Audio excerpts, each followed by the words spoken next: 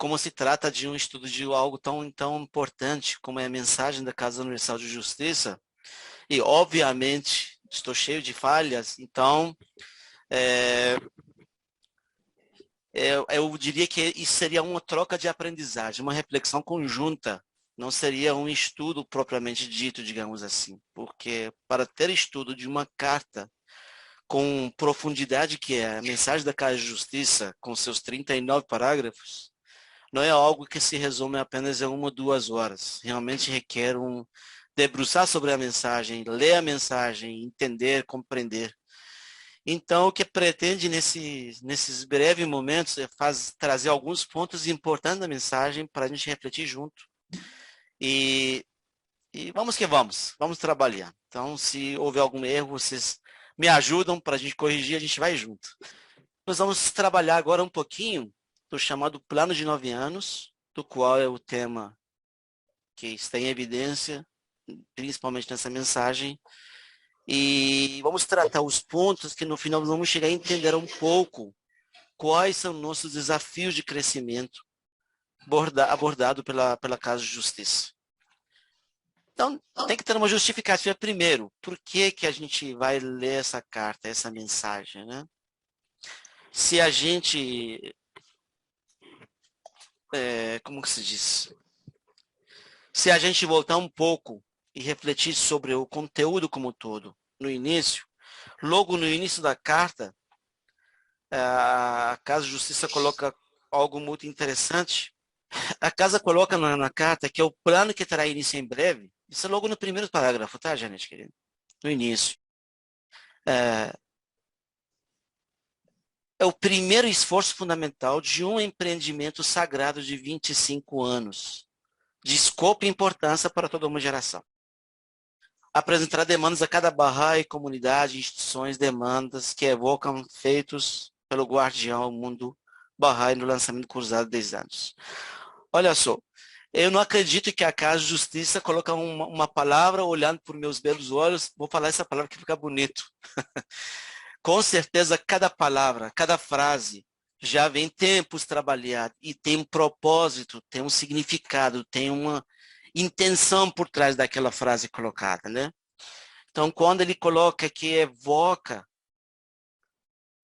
o lançamento do Cruzada de 10 anos, vamos voltar um pouco no tempo? Como é que era quando lançou o plano de Cruzada de 10 anos do Guardião, no início dos planos? Se a gente lembrar um pouquinho, vai ver que tinha meta de estabelecer pioneiros em cada país meta naquela época. E você sabe quanto tempo levou para concluir essa meta? Era cruzada 10 anos. No primeiro ano, chegou à conclusão de estabelecimento de pioneiros em todos os países meta. E aqui, mais uma vez, a Casa de Justiça traz essa frase, ele se evoca esse plano, ele evoca feitos pelo Guardião Mundo Bahá'í. O que quis dizer com isso para a gente? O que ele quer trazer? Que mensagem que traz para nós? Temos que trabalhar, e muito. Precisamos desenvolver. Precisamos atender o plano, precisamos atender ao chamado da Casa de Justiça. O que nós vamos analisar agora nessa mensagem? Alguns pontos. À frente, por favor. Pode colocar. Primeiro, qual é a importância da mensagem? É bom a gente dar uma pequena pincelada da importância da mensagem. Por que ele faz tão importante? Se é que outras mensagens não são importantes. Obviamente que todas as mensagens são importantes, né? Mas vamos chegar lá. Outro ponto que a gente vai ver agora é o que se pede na mensagem. Em alguns pontos vamos levantar quais são os pontos que a casa levanta, que ele pede, em geral. E no decorrer da mensagem, ele fala um pouco do papel do indivíduo, ele fala um pouco do papel da comunidade, e pode ir em frente mais no restante também. Pode falar um pouco do papel das instituições, o Instituto de Capacitação, e vamos ter umas considerações finais. Então, nesse momento, a gente vai ver, nesses pontos vamos analisar um pouco de que se trata variadas. Então, não é um estudo convencional, onde a gente lê parágrafo e comenta, parágrafo e comenta. Isso é muito importante, tem que acontecer, mas nos estudos mais profundas, mais detalhadas. Como não faz parte do escopo desses estudos de hoje, mas levantar apenas pontos importantes, vamos dar uma breve olhada nesses pontos que tentei separar para os amigos, para a gente ver junto. A pergunta é, por que essa mensagem é importante? O que o torna tão importante? Chegaram a pensar isso? Parar um pouco para pensar?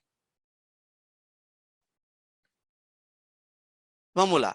Primeiro, que ele é a mais recente das mensagens.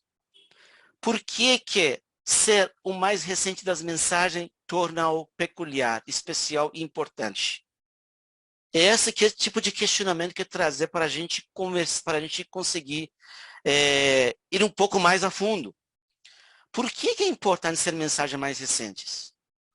Se a gente fazer uma pequena comparação, mesmo que fraca, mas dá para entender, numa empresa, quando a empresa, grande funcionalidade, ele dá uma notificação, dá um comunicado para os funcionários gerais, o que acontece? Ele traz alguma informação, ele traz algumas instruções.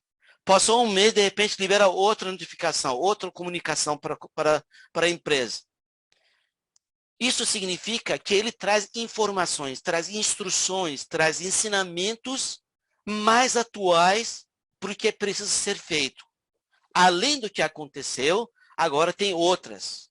Tanto é que no decorrer da mensagem, se a gente olhar toda a mensagem, a gente vai ver que sempre a casa faz referência nas mensagens passadas, no qual foi dito, naquele mensagem foi lembrado, naquele momento foi elaborado, naquele momento foi mencionado. Sempre ela faz uma referência no passado, mas dá continuidade com novas instruções. Por isso que se torna muito importante ser uma mensagem recente. Como eu falei mais uma vez, as palavras e frases na mensagem não são colocadas de forma aleatória e improvisada. Vou colocar porque achei bonita essa palavra. Eu acho lindo colocar, por exemplo, a palavra empreendimento. Mas será que parei um pouco para entender o que empreendimento pode significar? O que ele traz nessa palavra, por exemplo, empreendimento? O que ele significa com isso? A gente tem que ter cuidado para não confundir empreendimento com empreendedorismo, com empresa, com negócios.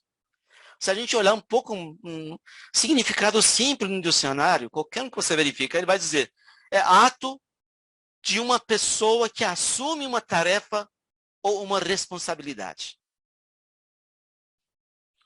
Olha só, significado muda. É um empreendimento, ou seja, é um ato que todo mundo tem que aceitar isso, tem que assumir isso. Uma pessoa que assume uma tarefa e uma responsabilidade. A casa está trazendo a chamada essa atenção para a gente. É um empreendimento. Não é uma mera carta, não é uma mera apresentação, não é uma mera mensagem. Ele tem um propósito muito profundo, muito significativo atrás disso. E também, por que não, e mais importante, pelo menos para esse humilde servo, ele é inspirado por Bahá'u'lláh. Todas as mensagens da Casa de Justiça, toda a instituição da Casa de Justiça, a gente já sabe que a Casa de Justiça é infalível, ou seja, está livre de erro. Estamos falando da instituição, não confundir com membros da Casa de Justiça. Os membros da Casa de Justiça são membros, logicamente, com profundidade de conhecimento e tudo mais, mas são pessoas barrais como qualquer barrai. O que faz a infalibilidade é a instituição da Casa de Justiça.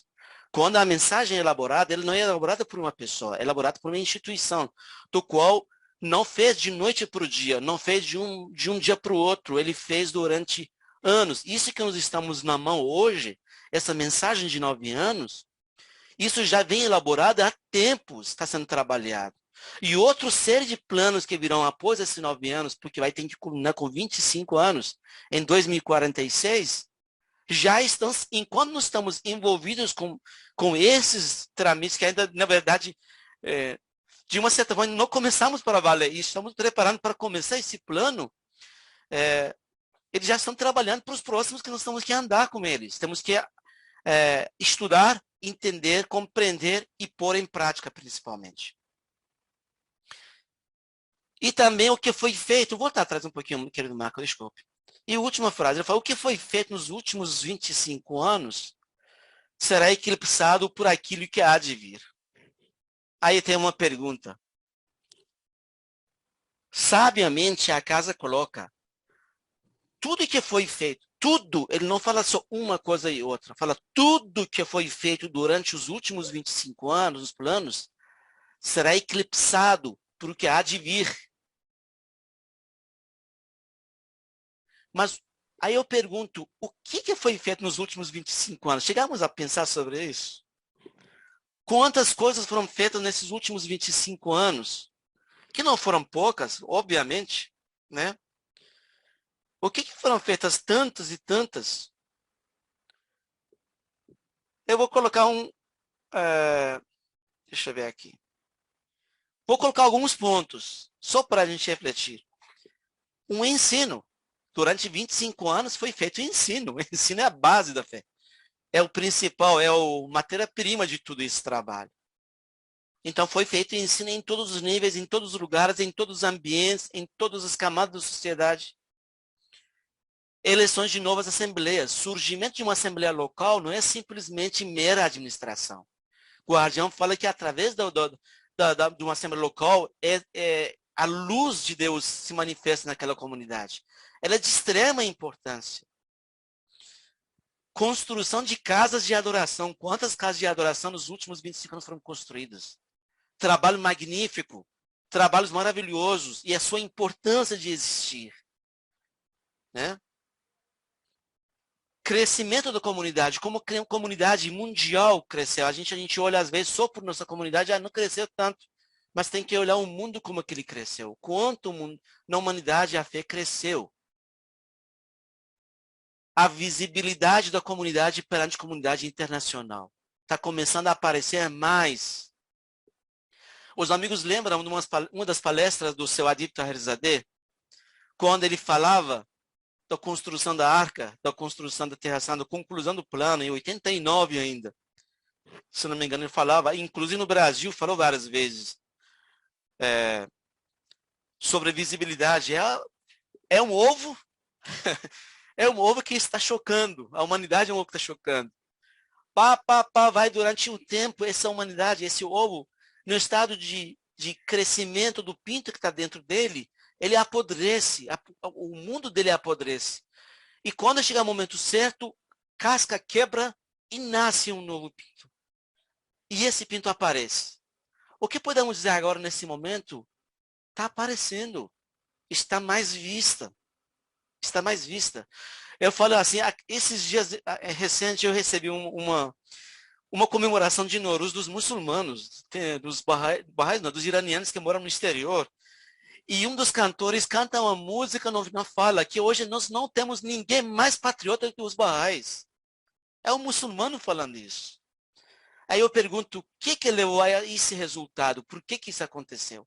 Foram anos e anos de trabalho árduo da Casa de Justiça em elaboração de planos, de orientações divinas, da comunidade que se envolve de alma e de coração, das pessoas, dos indivíduos que envolvem para poder levar avante o plano de Deus.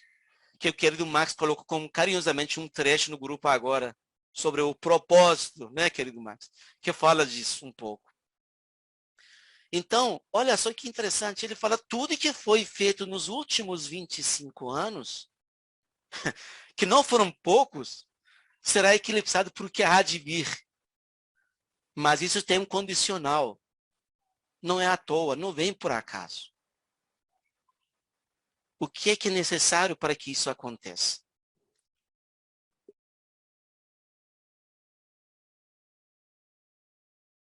Agora, o que se pede na mensagem? Primeiro, que envolvimento, ele pede, de forma geral, ele pede envolvimento de cada Bahá'í, de cada comunidade e de cada instituição. Será que não pedia antes? Pedia. Nessa carta é mais enfática. Nessa carta, nessa última mensagem, por isso que ela se torna mais importante, porque ela é mais chamativa. Puxa, acho que é a frase quando ele coloca, que evoca os feitos pelo guardião do cruzado de 10 anos, por si já é uma resposta clara do quão importante é essa mensagem para frente.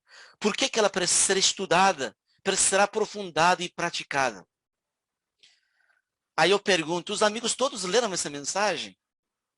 Só levantar a mão, não precisa falar. Aí eu faço uma segunda pergunta.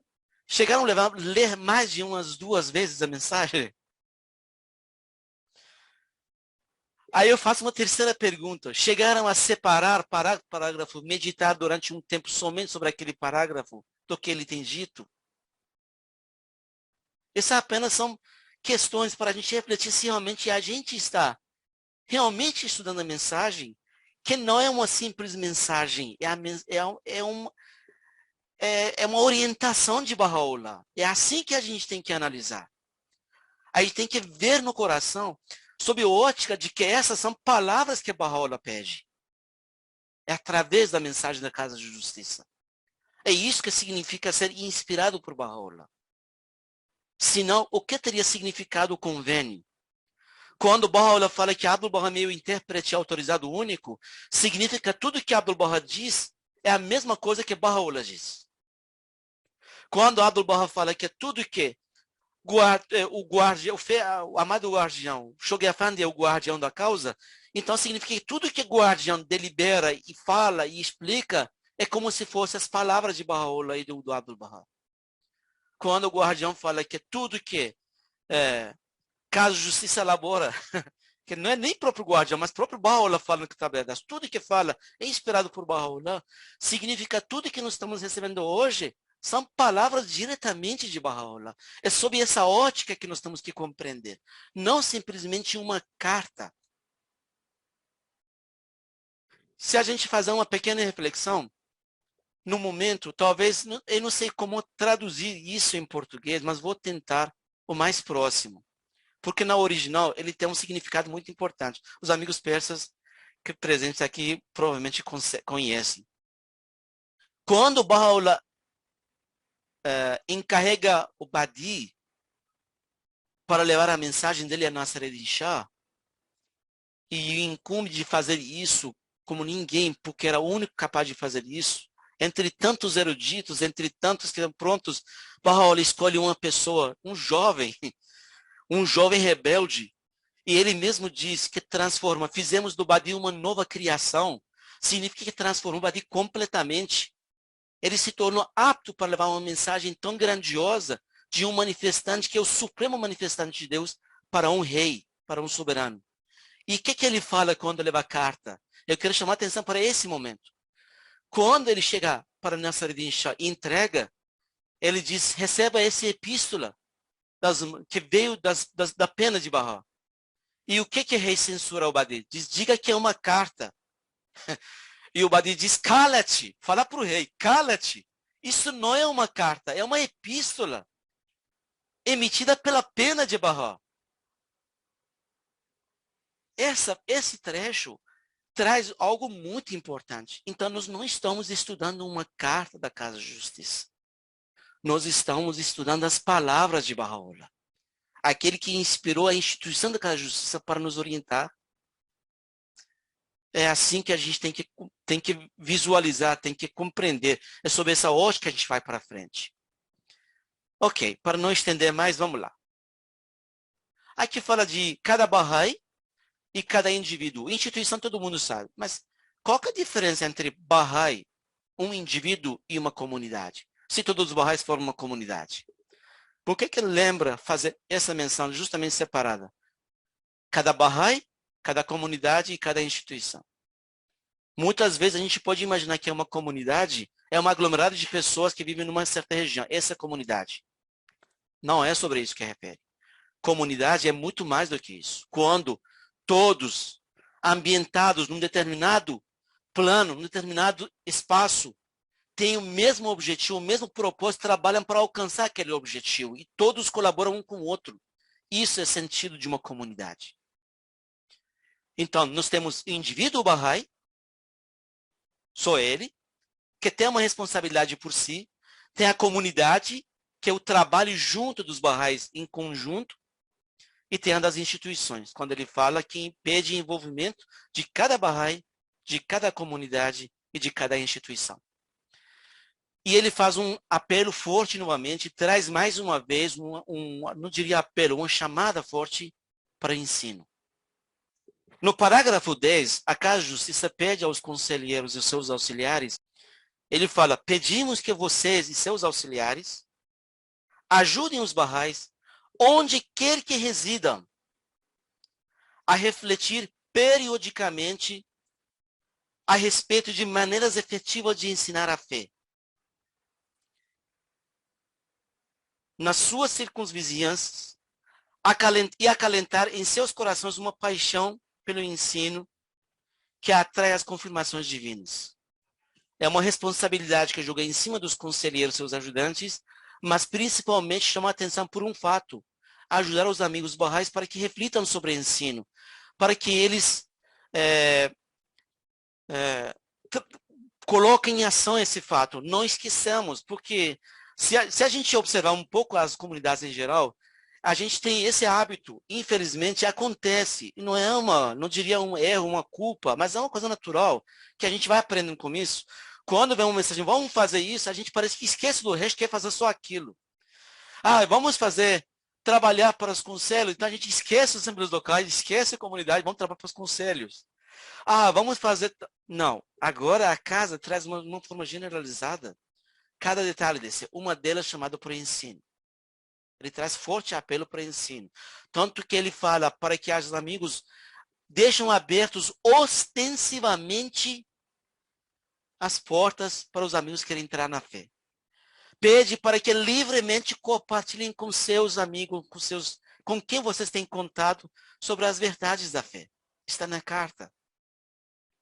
Isso é um pedido para ensino. Isso é um chamado para que a gente não esqueça. É um momento, e eu pergunto a vocês, existe um momento tão propício para ensino como o momento que estamos vivendo hoje, com um cenário sombrio de guerra, de destruição, de preconceito. Olha só quantas coisas estão em ação na sociedade, dos quais nós temos oportunidade para direcionar conversas significativas para esse lado, do que muitas vezes a gente até acompanha. Fala de guerra, a gente fala de guerra, é guerra ruim, guerra é isso. E a gente não aproveita a oportunidade para trazer por que a guerra acontece. Vamos analisar quais são as razões de uma guerra acontecer. Existe muito preconceito na sociedade. Eu vi uma pessoa foi discriminada em razão de sua cor.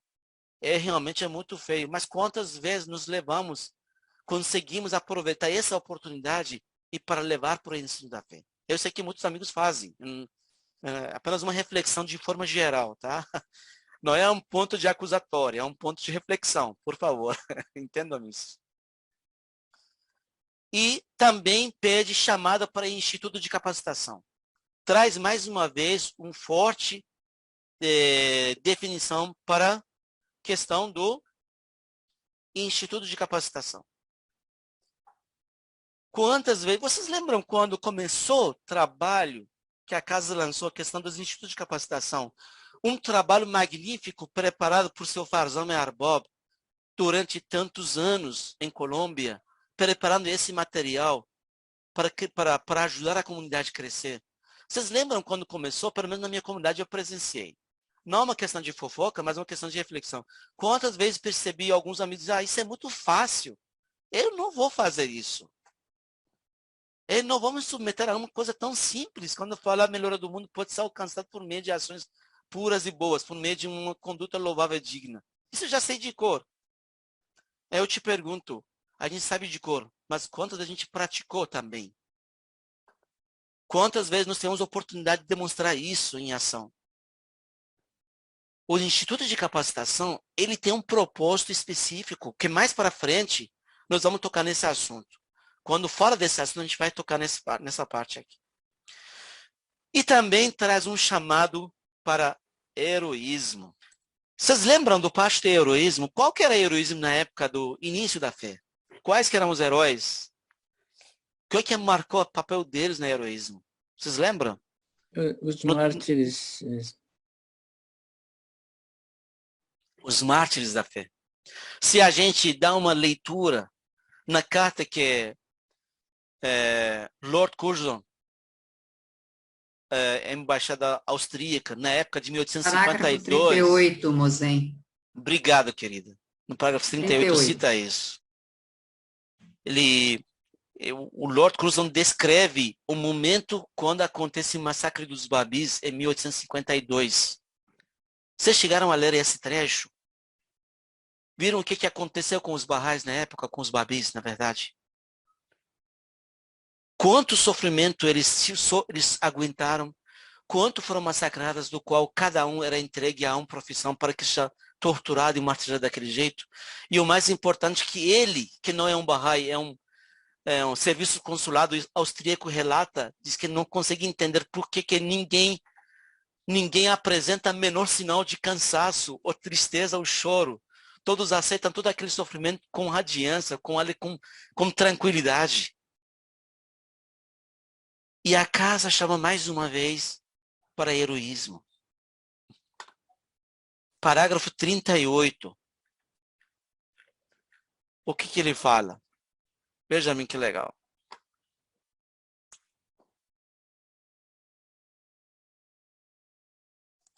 Se pela graça de Todo-Poderoso os amigos forem bem-sucedidos, lembra que eu falei que tem um condicional?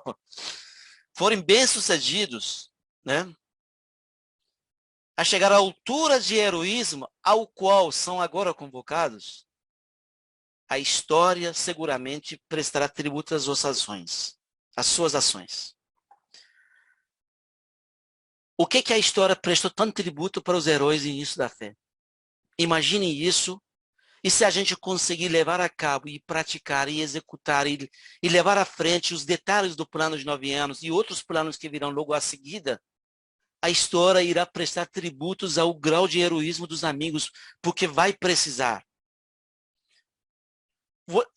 A gente sabe, não vamos entrar em questão político e social, de forma alguma. Só para a gente entender, a humanidade está em degradação. É só olhar. Nós estamos presenciando diante de nossos olhos o desmoronamento da velha ordem.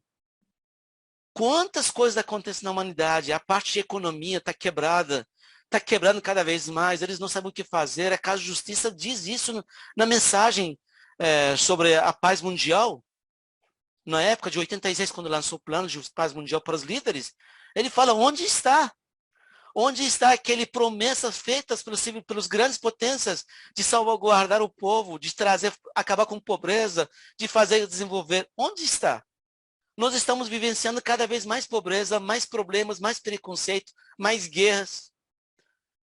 E é nesse cenário, se a gente voltar na mensagem de convênio de 2020, a Casa de Justiça fala, é nesse cenário de tantos problemas que a Arca de Deus está começando a caminhar rumo ao crescimento. Ou seja, nós temos grandes desafios para frente. Por isso que no início do título da mensagem fala, desafios do crescimento. Então, ao mesmo tempo que estamos num trabalho de construção de sociedade, de construção de comunidades vibrantes, de trabalhar pela melhora da sociedade, pela melhora do mundo, nós estamos nadando um pouco contra a maré diante de tantos desafios contrários que existem. Estamos entrando no ano eleitoral, podem esperar que vamos ter fortes apelações eleitorais. Infelizmente, ainda alguns amigos vão permitir que isso aconteça. Não é para acontecer. A Casa deixa bem claro para jamais permitir que isso contamine as nossas relações, está na mensagem. Não, que Deus não permita que isso contamine as nossas relações, nosso trabalho, nosso pensamento. Temos que ficar afastados. Quando a gente pensa que se eu der uma tal opinião, se eu tentar fazer isso, estou ajudando, é a mesma coisa que tentar emendar um telhado bonito por uma casa tudo em ruínas, não vai resolver nada. Essa casa vai cair. Tem que acordar para isso. Tem que esquecer esse lado, tem que esquecer essa casa dele está caindo. Nós estamos trabalhando no alicerce, está na carta. É o trabalho de fazendo o alicerce, é o pedro fundamental das futuras gerações. É isso que tem que acontecer. Vamos passar, querido Marco, para frente?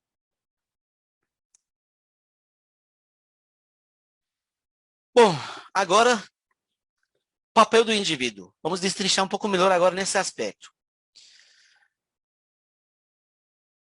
Baha'u'lláh fala, esse é trecho da Baha'u'lláh, o propósito para o qual os homens mortais entraram nesse mundo, né? Vindo do absoluto nada, nos reinos da existência, é que possam trabalhar para a melhora do mundo e para viver juntos em concórdia e harmonia. Eu gostaria de fazer o lado contrário disso, para a gente refletir melhor sobre essa frase. Bahora, não pensa que a gente tem que mergulhar em cada palavra, em cada frase, para a gente compreender melhor? Então, uma das formas, eu acho assim, a gente tem que ver o contrário. O propósito disso aqui que a gente veio para esse mundo é para trabalhar para a melhora do mundo. Em outras palavras, se a gente não trabalhar para a melhora do mundo, nosso propósito é absolutamente inexistente. E o que a Baha'u'lláh fala de uma árvore infrutífera? Ela merece ser arrancada e lançada ao fogo. Uma árvore que não tem frutos. Parece pesado? E é. Um ser humano que pisa sobre a terra e não trabalha para a melhora do seu semelhante, do seu próximo, esse ser simplesmente não tem propósito para a vida. É essa que esse trecho tenta trazer para a gente. A gente precisa dar prioridade a esse propósito. É lógico que eu tenho que trabalhar, eu tenho que vencer, eu tenho que fazer isso. Eu tenho que fazer tudo isso, mas tudo isso direcionado para a melhora do mundo. E é aí que se transforma a razão por que os Baha'is, lá no Irã e em outros lugares do mundo, estão fazendo pelos seus países, pelos seus lugares, pelas suas comunidades. E embora sofrem perseguições, embora sofrem dificuldades, desafios, eles trabalham pelo bem. Por quê? Porque o propósito da vida deles é isso. Não importa o que acontece. Não importa. E graças a Deus no Brasil nós não temos oposição. Onde tem oposição? Oposição tem no Irã, onde você é proibido, você morre se você falar. Que oposição que nós temos aqui? Nós temos liberdade absoluta de falar da fé, de trabalhar pela fé. O fato de um lugar e outro pode levantar a voz contrária, isso não é oposição. Isso é uma opinião da pessoa que a gente tem que respeitar, tem que conviver. Baha'u'lláh fala que a gente tem que conviver em harmonia e camaradagem com todas as religiões, com toda a sociedade. É assim que funciona. E aqui fala, o propósito nosso é esse. Se a gente não alcançar esse propósito, para que eu vim ao mundo? E ainda fala, e olha que interessante, ele dá dica na frente. Diz que a dedicação a esse propósito, que propósito é? Trabalhar para a melhora do mundo. Exigirá o quê? Um aumento adicional na capacidade de cada indivíduo Bahá'í. Não basta eu acreditar que eu tenho que trabalhar. Eu tenho que aumentar minha capacidade. Olha onde nós estamos aos poucos chegando. Não basta apenas eu acreditar. Eu tenho que trabalhar com isso. Eu tenho que me capacitar para poder fazer isso. Como é que a pergunta é simples. Como é que eu posso oferecer uma solução para algo, construir algo de uma coisa que eu mesmo não tenho? Como que eu posso chamar uma pessoa para dizer que tem que fazer tal coisa se eu mesmo não faço? Paulo não diz que sejam ações e não palavras o vosso adorno? Traz para cá. Vamos trazer para esse um deles. Então, fala que a dedicação para esse propósito, primeiro tem que ter propósito. Meu propósito é trabalhar para a melhora do mundo.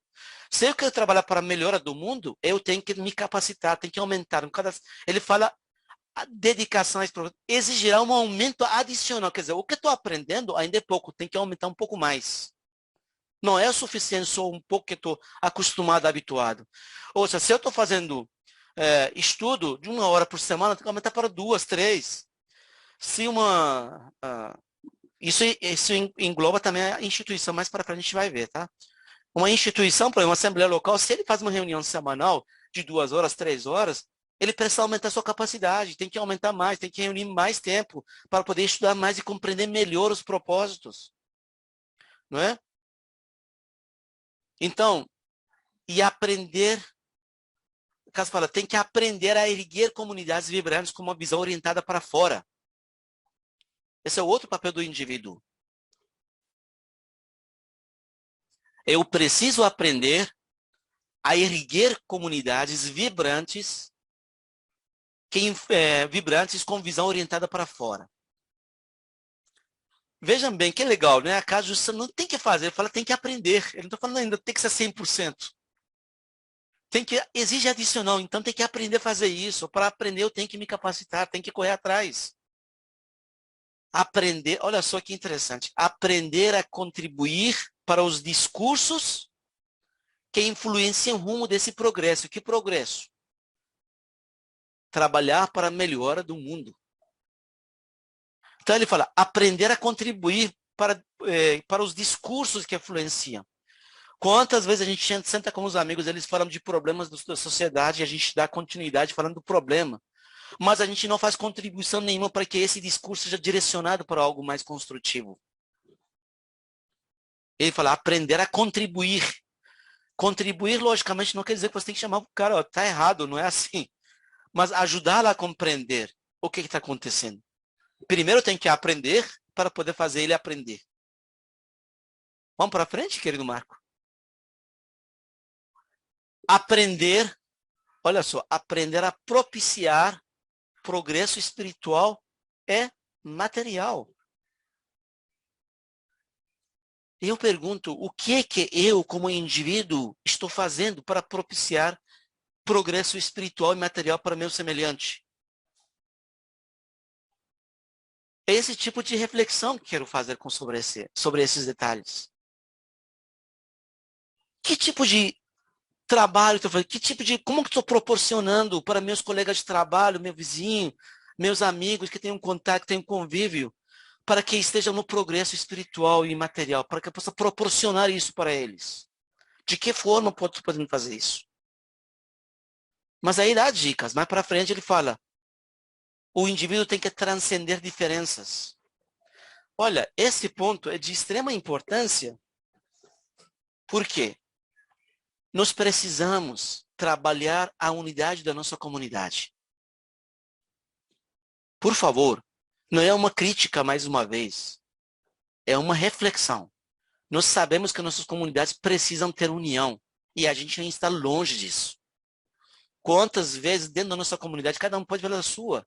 Quantas vezes vejo um amigo ou outra amiga dizendo, eu não vou prestar porque não dou com a pessoa, porque não me dou bem com fulano. Puxa, eu estou deixando condição para dizer, Bahá'u'lláh, de que forma eu quero servir Bahá'u'lláh? Eu estou condicionando o meu serviço a Bahá'u'lláh. Ô Bahá'u'lláh, eu vou servir só se for assim, se não for. Eu estou customizando o serviço da fé para mim. Estou customizando Deus porque eu acredito. Mas não é isso que a casa fala. Fala que tem que transcender a diferença, tem que passar por cima. Eu tenho que esquecer as diferenças que eu tenho. Se eu quero unidade na minha comunidade, se eu quero trabalhar para a melhora do mundo, para alcançar meu propósito, que é isso, se eu quero aumentar minha capacidade, uma das capacidades é conseguir transcender essas diferenças. Eu preciso transcender as diferenças. Outra coisa interessante que fala, harmonizar perspectivas e promover o uso da consulta. Quantas vezes a gente valoriza a consulta com nossa assembleia local? Eu quero trazer um exemplo aqui. Já falei em alguns lugares com os amigos. Os amigos devem ter lido também, devem ter assistido. Tem uma série de filmes abraçando grandes números que a Casa de Justiça, com tanto amor e carinho, prepara e manda para a humanidade. Uma delas fala de uma certa comunidade, em um determinado momento, que é a comunidade Daga, na Papua Nova Guiné. Eu só quero mencionar isso só como um exemplo. Essa comunidade tem 10 mil habitantes. Sabe quantos barrais tem? 5.000. Sabe quantas assembleias locais tem? 23 assembleias locais. Mas não é só isso que é interessante, que chama a atenção nessa comunidade. A comunidade, olha só a palavra, a comunidade, aqueles 5.000 barrais, entenderam que quando tem um problema, eles têm que se direcionar para a assembleia local, porque assim vão obter resultado mais adequado e mais certo. Olha a consciência. Quantas vezes nós fazemos isso na nossa comunidade? Toda manhã eles juntam nas marchas regulares, fazem orações juntos antes de começar o trabalho. 5.000 barrais espalhados em várias localidades, eles se juntam para fazer orações para começar o trabalho, porque sabem, através de orações, através de pedido de ajuda a Deus, eles terão um dia mais certo, mais concreto, que podem trabalhar melhor.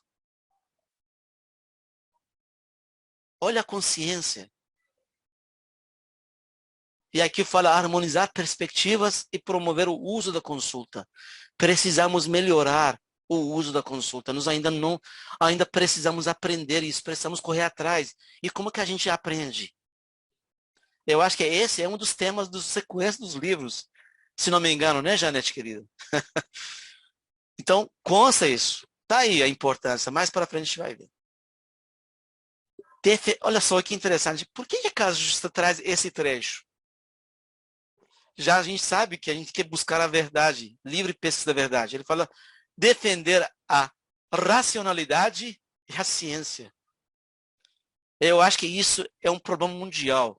A questão do fake news, de problemas, de desinformações, de muitas coisas, informações que são espalhadas de forma errônea e, infelizmente, boa parte da população prefere acreditar numa mensagem do WhatsApp do que pegar um livro e ler, saber a história, saber o que aconteceu, saber o que é aquilo, pegar um artigo científico.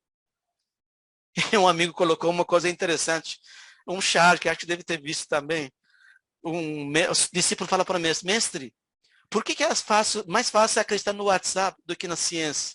E o mestre responde, diz, porque para a ciência precisa estudar. E a gente não criou o hábito de estudar. Essa é a questão. E ainda mais, a casa fala advogar a tolerância e a conciliação e enxergar todos como potenciais parceiros. Aqui não traz um pouco a eliminação de todo preconceito? Advogar a tolerância. Tem que ser defensores da tolerância. Então, eu não posso ser de forma alguma causador de uma intolerância em algum lugar. Então, qualquer atitude minha em relação à fé, seja ela em relação a um colega meu que não entendi com ele, ou que ele falou alguma coisa que me ofendeu, que aconteceu isso ou aquilo, se eu não passar por cima disso, se eu não fazer o que Abdu'l Baha fala, amar as pessoas por amor a Deus, não por elas mesmas, como é que eu posso advogar a tolerância e a conciliação? E se eu conseguir fazer isso de forma adequada, eu posso começar a enxergar todos como potenciais parceiros. Não importa qual religião, não importa qual credo, não importa quem é, não importa de qual localidade que é um parceiro. Nós não vemos nas atitudes, nas aulas, nas atividades central pré-jovens, quando fala que essas atividades são para, inclusive para não barrais, a ideia não é transformá-las barrais, mas para empoderá-las, para que eles tenham condições de raciocinar, de crescimento, proporcionar crescimento espiritual para esse povo. Mais uma vez ele fala aqui, compartilhar livremente suas crenças com outros. Olha quantas coisas a Casa Justa traz à tona para a gente refletir sobre nosso dever, nosso papel como indivíduo. Compartilhar livremente com os outros. Tem um livro, os amigos têm, provavelmente leram, mas é bom lembrar sempre, Fortalezas de Luz, né? Escrito Baron Harper. No primeiro, Mão da Causa, Radyahund, se a gente olhar e ler, ele era uma pessoa destemida, era uma pessoa que ensinava destemidamente, não tinha medo de nada. E isso, consequentemente, naquela região, naquele contexto de fanatismo, gerava muito desconforto entre clero. E era alvo de perseguição direta. E chegava o momento que os amigos reclamavam com eles, Radyahund, por favor, tenha sabedoria. Cuidado, tenha sabedoria. E Radyahund dá uma resposta categórica, diz, sabedoria não é ficar calado.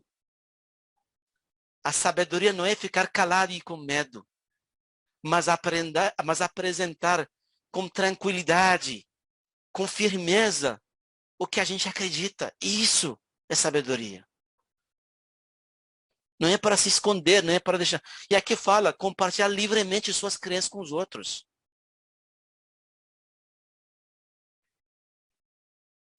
Agora o papel da comunidade. Nós já sabemos o que é o indivíduo e o que é a comunidade. Só um E a pouquinho, comunidade? Mozen. Pois não.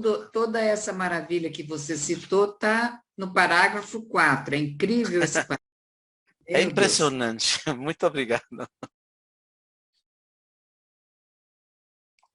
Agora falar do papel da comunidade. Tem um papel do indivíduo, como indivíduo, eu como indivíduo, e agora a comunidade que eu pertenço. Durante esse período, que período que ele está referindo? O plano de 9 anos e outros planos que virão. O mundo Bahá'í, não é só aqui, focará num único propósito. Num único propósito. O de liberar, em medidas cada vez maiores, o poder da fé de construção da sociedade. Meu Deus! Olha que propósito maravilhoso. Liberar em medida cada vez maiores. Não basta só um pouco. Se eu conseguir um pouco, tem que aumentar essa dose. O poder da fé de construção de sociedade. Como é que a minha comunidade pode fazer isso se ele mesmo não contém a unidade ainda, que é o principal fundamento que Baha'u'lláh ensina? Abdu'l-Bahá fala que se não houver unidade, todo o trabalho está em vão. Eu tenho que trabalhar a minha base de unidade primeiro.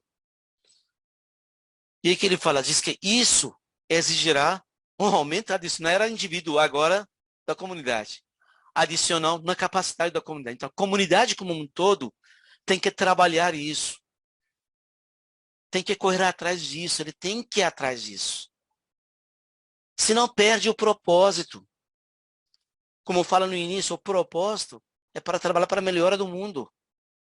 Se eu não fizer isso, não estou trabalhando para a melhora do mundo. Então estou sem propósito para essa vida. E que Bahá'í que eu sou?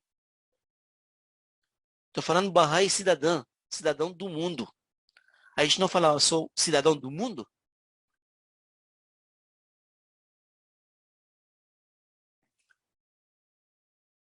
Olha aqui que interessante. Fortalecimento, a casa falando na carta, fortalecimento das interrelações dinâmicas de uns com os outros.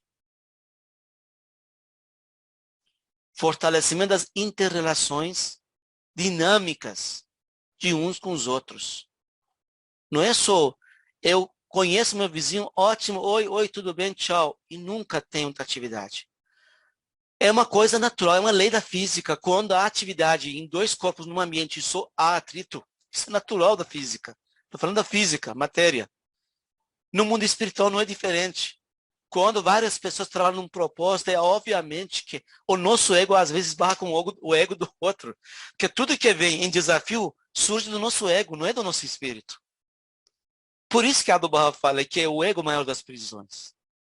Quando eu falo que eu não vou para ensino porque não me dou bem com tal equipe, quem está falando aqui não sou eu como Bahá. É o meu ego que não está deixando eu transcender essa diferença, superar isso, aumentar minha capacidade e passar por cima e trabalhar em unidade, trabalhar pela melhora do mundo. Quanto mais as pessoas manifestarem as qualidades, de cooperação e assistência mútua, mais a sociedade humana avançará em progresso e espiritual e prosperidade. Se a gente não aprender a manifestar qualidades de cooperação e assistência mútua, a gente não está ajudando o mundo a crescer. Nós não estamos conseguindo trabalhar no propósito que a casa coloca, que é trabalhar para o mundo, para a melhora do mundo. Não é isso? Então, quanto mais as pessoas aprendem a fazer isso, quanto mais a qualidade aumenta, e como é que essas qualidades aumentam? A pergunta é, como é que a comunidade começa a criar essas qualidades de cooperação e assistência mútua? Só quando trabalha junto, quando se envolve com a atividade. Enquanto estou na minha zona de conforto, eu não tenho nada disso. A sociedade hoje é uma sociedade passivista. Ele é passivo. Ele sempre deixa que os outros façam.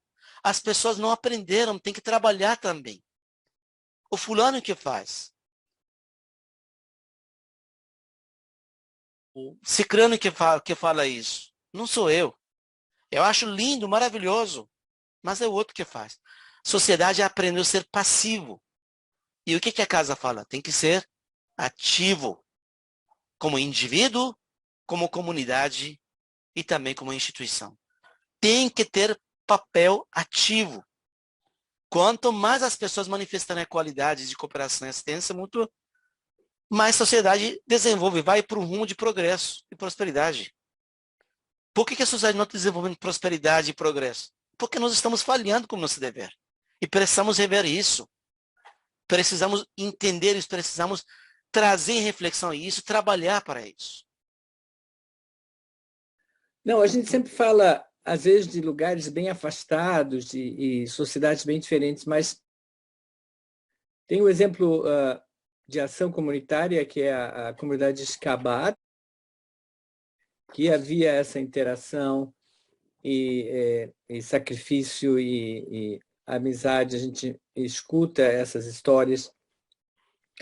E tem um exemplo nosso também, que eu pessoalmente presenciei, que foi na Eco 92, e alguns amigos talvez tenham participado, aqui eu acho que Dona Guite e outros, mas era recebia 500 mil visitantes por dia. Eu acho que a comunidade Bahá'í tinha umas 100, 150 pessoas nas duas reuniões, mas a quantidade de atividades, interações que a comunidade Bahá'í fez foi impressionante. E porque houve essa colaboração, essa vontade de ajudar o próximo, não só da pessoal da comunidade, mas interação com vários grupos que fizeram parte desse evento histórico. Só isso. Muito obrigado, querido. Maravilha lembrar esse exemplo. Nesse ponto, eu queria só dar um toque na parte de como é que funciona essa parte de comunicação das instituições, que ajuda para a gente entender por que às vezes, eu tenho que falar com a Assembleia Local, não, você tem que falar com fulano. Então vamos lá. Pode colocar todo o Marco, querido, essa parte. Normalmente, lógico que acaso se escrever ao mundo Bahá'í, a todo mundo, quando ela desejar. Mas normalmente, comunicados da Casa de Justiça é com os conselheiros. Obviamente, com o corpo continental de conselheiros. E os conselheiros, eles são incumbidos a levar isso para as Assembleias Espirituais Nacionais e os MCAs, que eles vão ser seus auxiliares, membros do auxiliar, para que puderem ajudar nessa tarefa. As Assembleias Nacionais, por sua vez, eles trabalham com os conselhos regionais e, obviamente, que pode escrever e escreve várias vezes para assembleias locais, mas normalmente via coerente, senão não teria necessidade de existir. São os braços direitos de cada um. Conselhos regionais. E os conselhos regionais, por sua vez, e MCAs, juntos, eles sempre trabalham como as assembleias locais, facilitadores de desenvolvimento e agências.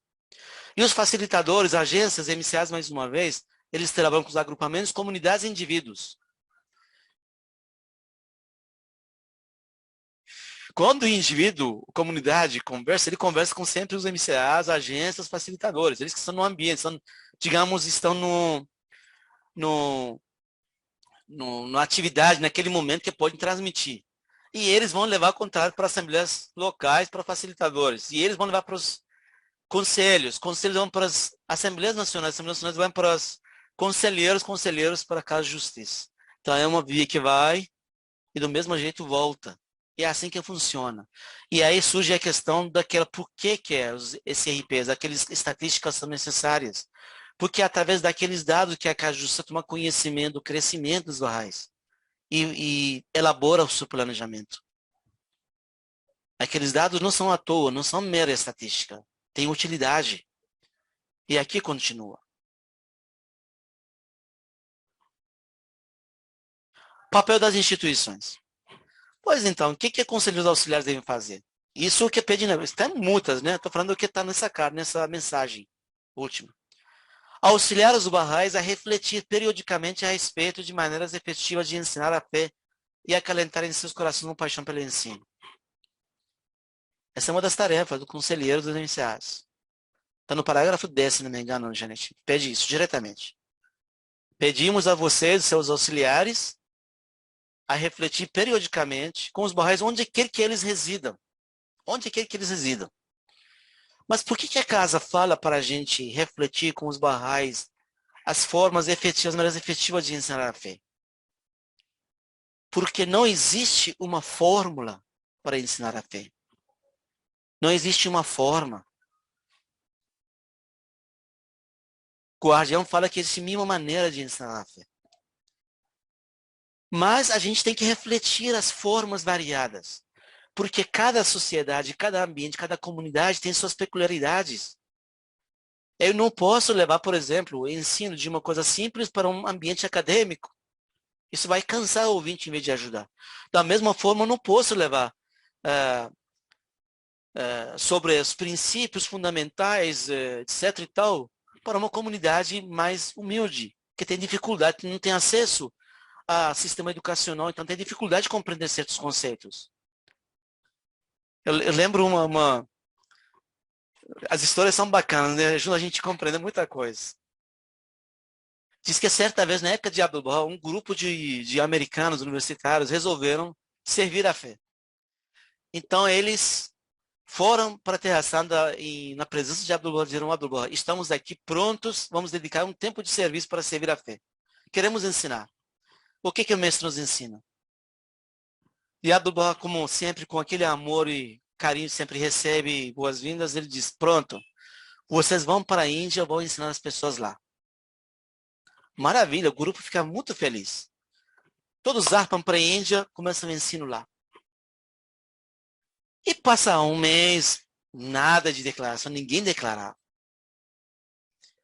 E aí voltam para, vamos voltar, acho que o lugar está errado, vamos voltar para consultar com o mestre, ver o que está acontecendo, por que ninguém se interessa? Eles voltam para o mestre, pedem consulta e conversam. Mestre, não estamos conseguindo.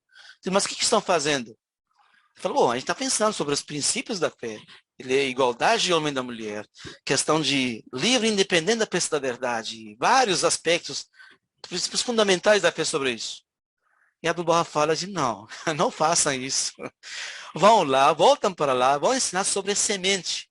Diga, a semente que vocês vão plantar, vocês vão cuidar do terreno, vão dar água, vão dar adubo, ele vai crescer, vai brotar, depois vão cuidar das ervas daninhas, vão cuidar do terreno, vão arejar, ele vai crescer, vai começar aos poucos a dar fruto. Vamos falar desse exemplo. Não precisam falar de verdades fundamentais, dos princípios. E o grupo pensa, acho que Abdu'l-Bahá não entendeu o que eles estão pedindo.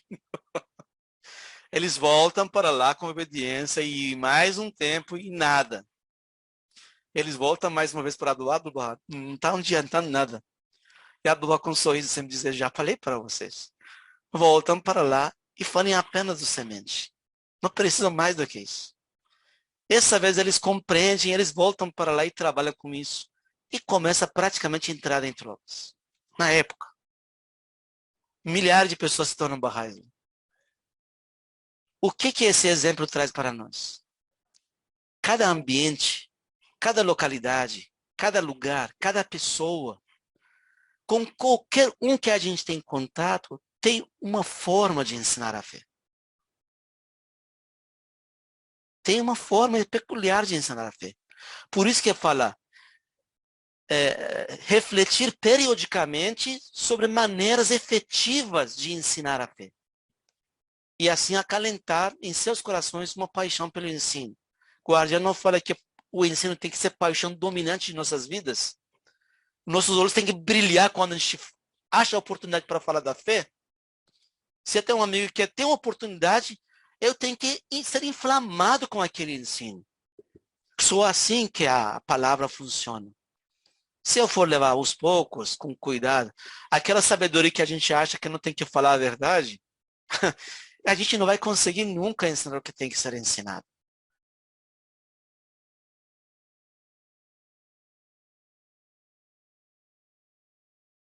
Então, encorajar e fortalecer atividades que ajudam a manter uma comunidade vibrante. E as assembleias? As assembleias devem encorajar Baha'is nas atividades. A Assembleia Local da cidade onde vocês moram encoraja vocês para atividades? Tem encontros regulares? Procura ajudar a vocês? Não precisa me responder, apenas reflitam. Isso ajuda vocês. Isso tem que acontecer, é um dever das assembleias locais. Adotar uma mentalidade, veja bem. A Casa de Justiça fala adotar uma mentalidade que permita avanços e assegurar que todos os obstáculos sejam removidos. Isso é uma mentalidade que a Assembleia Local tem que adquirir. Ele tem que adotar isso. Nós temos, a gente sabe, tem assembleias locais fortes, mas são apenas fortes. Tem dificuldade nessa parte. Não é porque uma assembleia tem membros aprofundados na fé, que são fortes, que necessariamente estão fazendo o que tem que ser feito. Mas eles têm que adotar essa mentalidade de conseguir permitir avanço e eliminar os obstáculos que ele encontra. Quais são esses obstáculos? Se eu vejo na minha comunidade, um exemplo, a comunidade precisa crescer, mas tem dificuldade de transportar um instrutor para estar, puxa, eu tenho que resolver esse problema. Eu tenho que ver com quem que pode ajudar nesse aspecto de levar esse instrutor para a localidade que ele precisa ensinar para não prejudicar a fé. Se eu vejo, por exemplo, se eu como assembleia, estou falando eu assim, assembleia, vejo que numa vizinhança é preciso um lugar para atividade, uma casa Bahá'í para atividades, eu tenho que fazer todo o meu esforço para que isso aconteça, porque isso acaba com os obstáculos de localidade. Às vezes, numa vizinhança, não tem espaço adequado para que as crianças pré-jovens sentem e trabalhem. Os animadores, tutores tentam fazer sempre círculo de estudo. Então, é essa mentalidade que a Assembleia Local tem que adotar.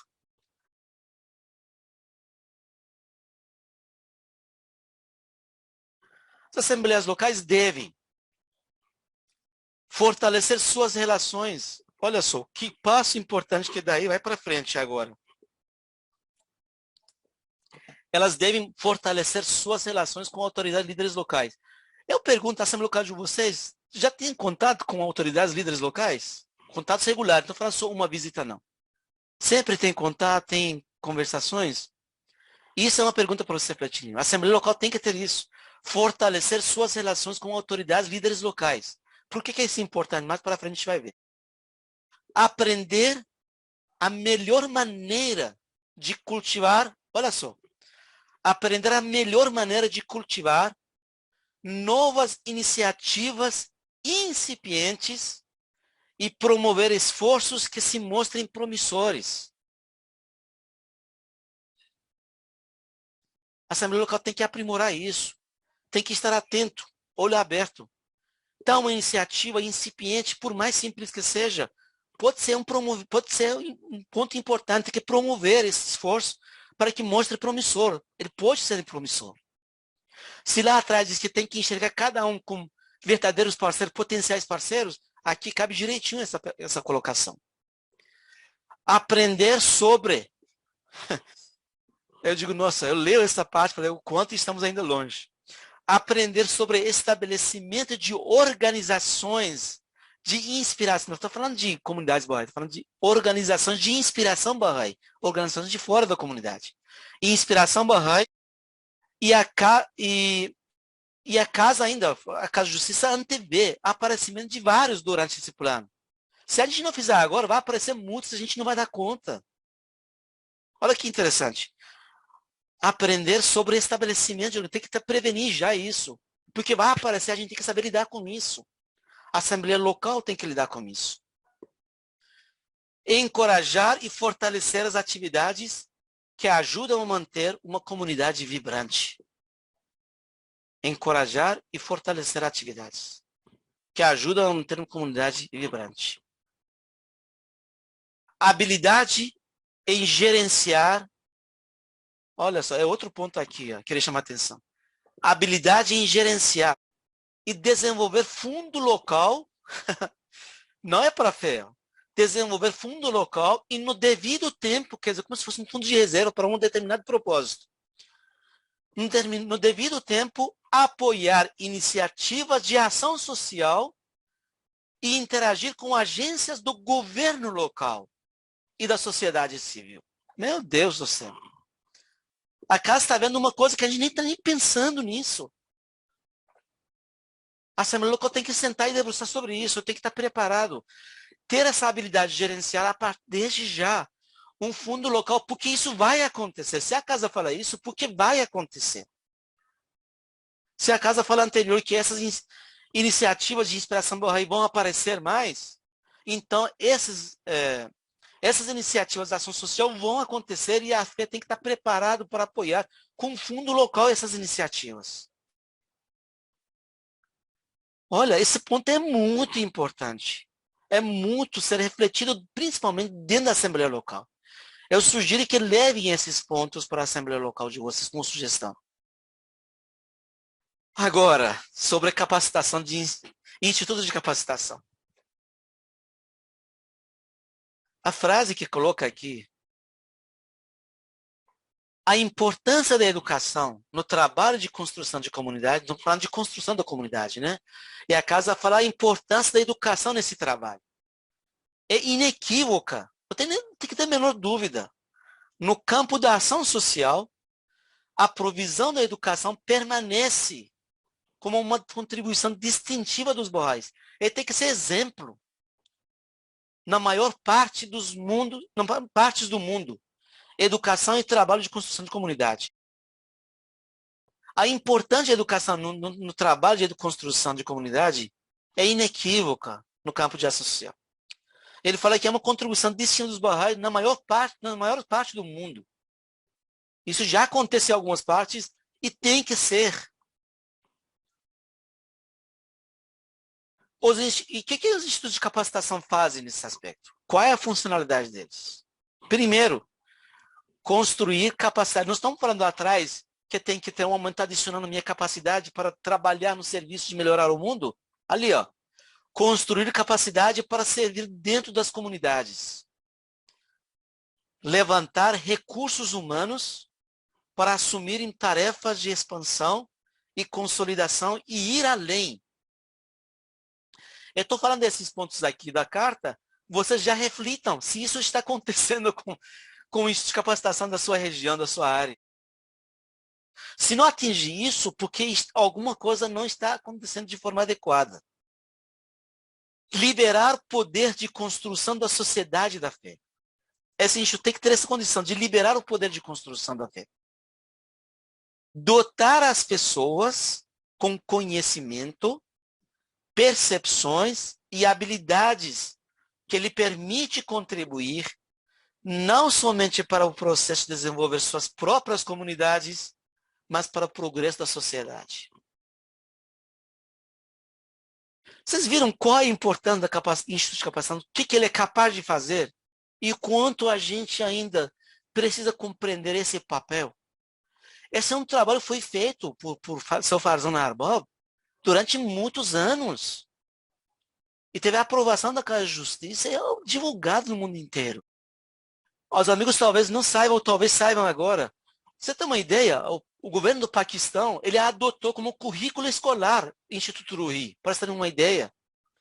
Acoplou como currículo escolar da escola normal. Poxa vida! Pois bem, vamos às considerações finais. Primeiro, um plano que começou 25 anos atrás, em 97, iniciou. Plano de 25 anos. 2021, teve início do plano de 12 meses, plano de um ano, para finalizar as pendências do plano anterior. Quais eram pendências, ou qual era a pendência do plano anterior? Alguém lembra? Nós temos plano de 5 anos, 2016, 2021. A Casa de Justiça fala que esse plano de um ano é uma oportunidade para sanar aquela pendência. Que pendência que era? Reflitam? Vamos lá. Alcançar os agrupamentos, primeiro marco, segundo marco, terceiro marco. Esse ano foi uma oportunidade para alcançar esse plano, essa pendência. E então começa do plano de 9 anos, que vai dar início a uma série de planos, que vai chegar em 2046, vai conduzir para o terceiro ciclo da Era Bahá'í. Eu quero imaginar como é que seria o mundo Bahá'í daqui a 25 anos. Se a colocar em prática o que a casa fala no chamado de heroísmo, naquele parágrafo que nós lemos. Se a gente conseguir alcançar o objetivo, a história prestará tributo aos atos de heroísmo nessa época. É isso que acontece. Agora vamos fazer uma pequena dinâmica aqui. Isso, vamos lá. Pense em algum ponto da mensagem que mais lhe chamou a atenção. Pense, não precisa me responder. Eu vou dar pouco tempo, uns 10 segundos. Pense em algum momento que chamou mais atenção dentro da mensagem.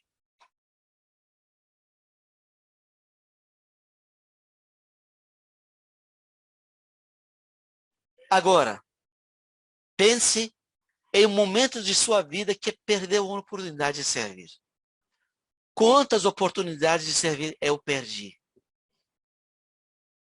Eu estou falando do que eu não fiz. Estou falando do que eu fiz, do que não fiz. Agora, pense em mensagem da Casa de Justiça que você não leu. Há muitos anos que a Casa de Justiça envia mensagens que, como falei no início, não é uma simples mensagem, são palavras, orientações de Baha'u'lláh para a nossa sociedade, para a comunidade Bahá'í. Quantas delas eu perdi a oportunidade de ler? Não li. Deixei de ler. Não importa o motivo.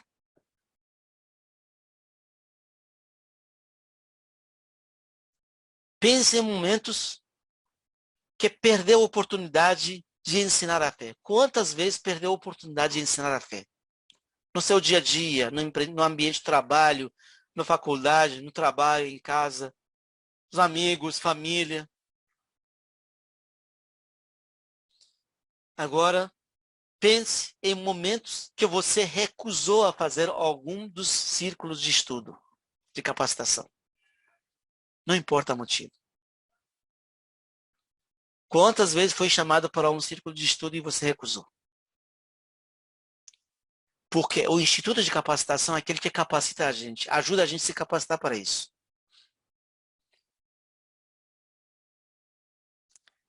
Pense, se eu tivesse aproveitado bem esses todos os momentos que eu falei que eu perdi, se tivesse feito, como que seria a minha comunidade hoje?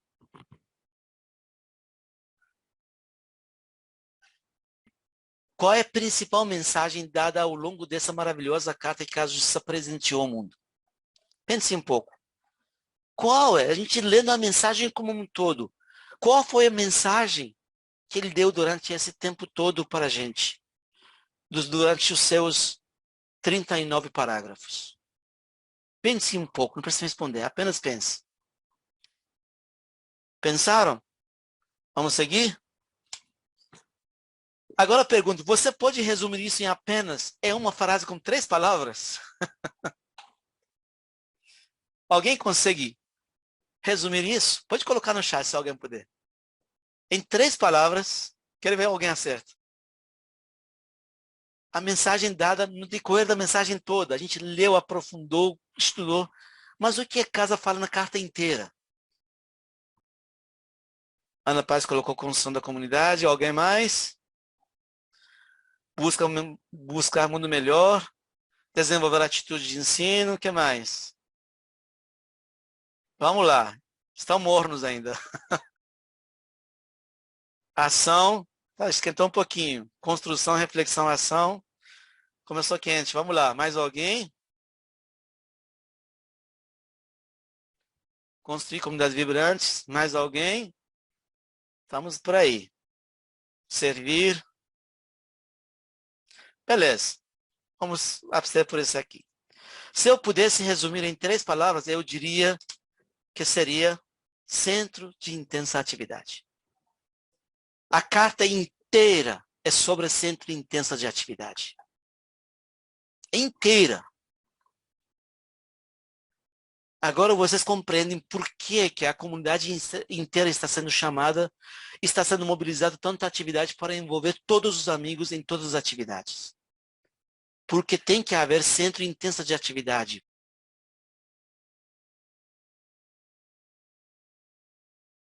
E quais são as dicas que você teria, e aí são mesmo dicas da tua vivência pessoal, né?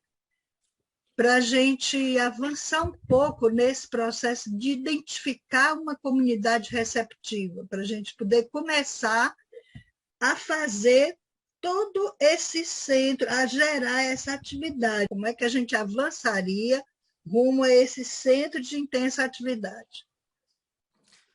Excelente pergunta, Ana. Muito boa essa pergunta, viu? É o seguinte,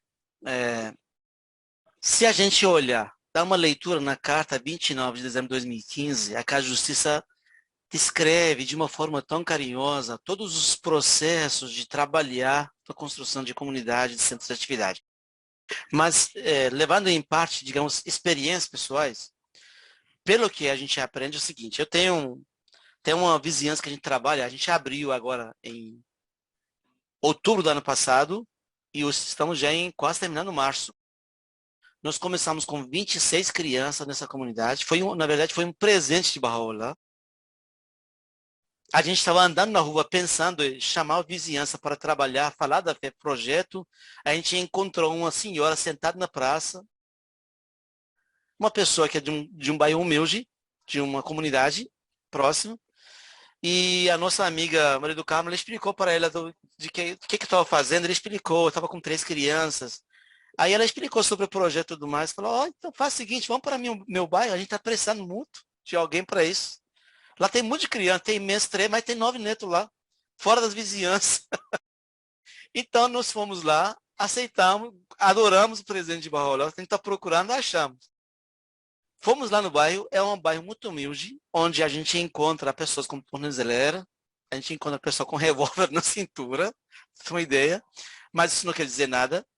Fomos lá, elas receberam a gente tão bem. Ela, que é uma espécie, digamos assim, líder, que a palavra dela vale muito, que vocês respeitam pelo menos ela, não é líder, mas as pessoas respeitam muito ela. E ela nos apresentou, nós conseguimos começar 3 ABCs com 26 crianças lá. E um grupo de pré-jovens com 3 ou 4, porque não tinha pré-jovens ainda, pouco. E tinha vários adultos lá. E pior que o lugar fica em frente de um bar, olha só o desafio. E nós começamos, primeira vez, crianças, pela condição em que eles tiveram, pelo ambiente que viveram durante tanto tempo, eles não tiveram uma condição adequada de educação, de estudo. Então você percebe que eles não têm... Você não consegue ler isso, eles não vão saber ler, não tem condições.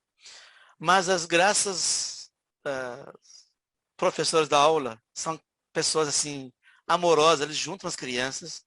Não ficaram 26, ficaram menos porque alguns pais pediram para sair porque são evangélicos e tudo mais. Desafio normal. E hoje está continuando com 2 AVC e um GPJ, um grupo de pré-jovem.